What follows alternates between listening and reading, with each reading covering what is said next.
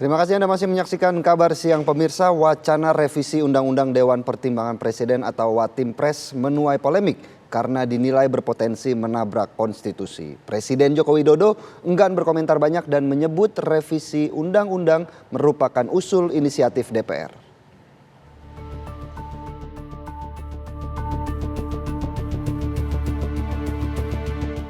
Dewan Perwakilan Rakyat DPR menyetujui revisi Undang-Undang Dewan Pertimbangan Presiden atau Watimpres menjadi rancangan undang-undang usul inisiatif DPR.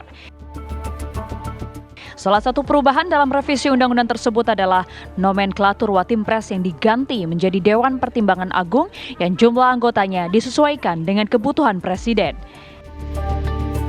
Selain itu, status Dewan Pertimbangan juga akan beralih dari lembaga pemerintah menjadi lembaga negara, sehingga kedudukannya pun sejajar dengan Presiden. Lantas, benarkah wacana perubahan Watimpres menjadi DPA ini merupakan upaya bagi-bagi jatah jabatan?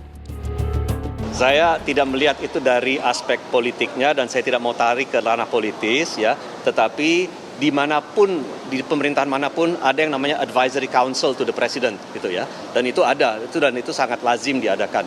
Jadi bagi kita apa bedanya, kenapa di Indonesia tidak boleh, dan itu akan diisi oleh orang-orang yang rekam jejaknya itu bisa dicek kok oleh masyarakat ya.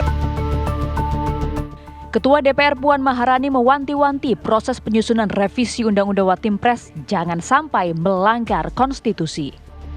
Yang pasti jangan sampai kemudian nanti hal yang akan kita bahas ini kemudian menyalahi undang-undang, apalagi undang-undang dasar. Bagaimana, seperti apa, ini harapannya itu adalah penguatan dari Watimpres.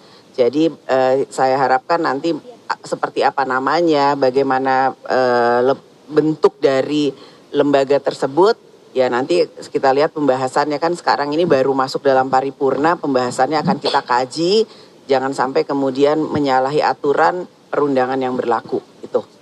Ya. Sementara itu, Presiden Joko Widodo enggan berkomentar banyak mengenai perubahan Watimpres menjadi DPA melalui revisi Undang-Undang Nomor 19 Tahun 2006. Jokowi menyatakan revisi tersebut merupakan inisiatif DPR. Di DPR ada usulan RUU Watimpres diubah menjadi DPA, Pak, Dewan Penasihat Agung.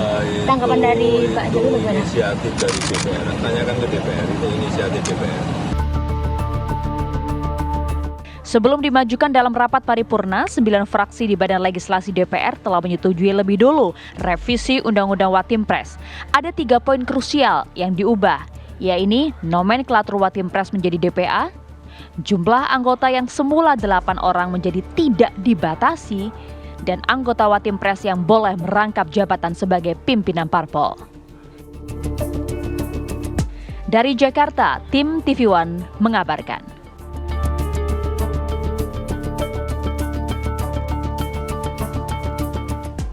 Sementara itu, pakar hukum tata negara Ferry Amsari menegaskan wacana memunculkan kembali Dewan Pertimbangan Agung melalui revisi Undang-Undang Watimpres jelas melanggar konstitusi. Menurut Ferry, perubahan kelembagaan Watimpres ini patut diduga untuk mengakomodir keinginan Presiden Jokowi tetap berkuasa serta berpotensi mengganggu tugas dan kewenangan Presiden terpilih. Ini cukup janggal di era berakhirnya kekuasaan Presiden Jokowi karena kuat dugaan Presiden Jokowi menghendaki jabatan sebagai Ketua Dewan Pertimbangan Agung sehingga kemudian melakukan perubahan yang menyebabkan tidak lagi Dewan Pertimbangan Agung berada di bawah Presiden tetapi berada di lembaga tersendiri atau lembaga negara baru. Oleh karena ini tidak sesuai dengan Undang-Undang Dasar, melanggar dan bertentangan dengan konstitusi yang ada, dan semestinya Presiden harus menyadari bahwa ini tidak elok ya, hanya untuk sekedar mengejar jabatan ketika sedang berakhir lalu membuat lembaga baru. Dan bagi Presiden terpilih ini juga berbahaya karena Presiden tidak lagi dimurnikan kekuasaannya dan Dewan Pertimbangan Agung potensial mengendalikan atau memberikan masukan yang sebenarnya lebih mirip pengarahan kepada Presiden terpilih. Pemirsa, ada sejumlah poin krusial dalam revisi UU Watimpres yang sudah disetujui jadi inisiatif DPR. Yang pertama, perubahan nama Dewan Pertimbangan Presiden jadi Dewan Pertimbangan Agung atau DPA.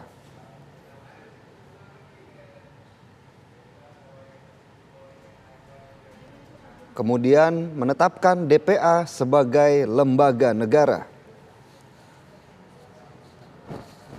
Setelah ditetapkan, jumlah anggota tidak dibatasi dan disesuaikan dengan kebutuhan presiden.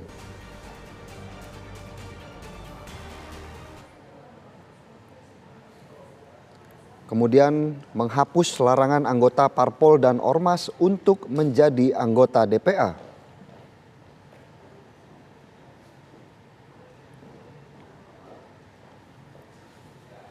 Yang kelima, ketua dapat dijabat bergantian di antara anggota yang ditetapkan presiden.